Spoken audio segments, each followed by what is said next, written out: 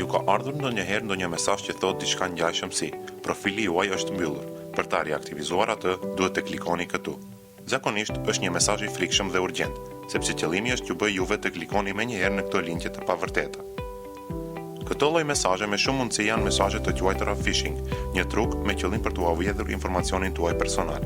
Mesazhet phishing në shikim të parë duken të vërtetë, autentik, por në qoftë se shikojmë pak me më shumë kujdes, mund të verreni që ka diçka që nuk shkon. Le të krahasojmë dy mesazhe. Në njërin anë është një email i vërtetë i dërguar nga Facebook, i thjeshtë, profesional, pa gabime drejtshkrimore dhe mesazh rutinë, që gjithmonë është i ngjashëm.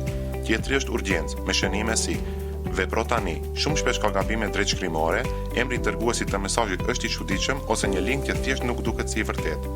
Këto janë disa nga sinjalet që tregojnë se diçka nuk është e vërtetë.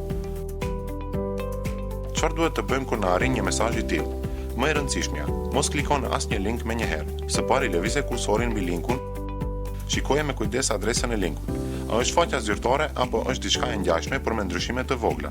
Nëse vetëm pak ke dyshime, mos e beso. Dhe shumë e rëndësishme, mos e injoro, por raportoje atë. Platformat e ndryshme si për shembull Gmail, Outlook, Facebook ju lejojnë që të raportoni adresat e dyshimta. Duke i raportuar ato, ju mbroni përdoruesit e tjerë. Për të qëndruar të sigurt, mbani në mend 3 gjëra: kontrollo, mendo, reago.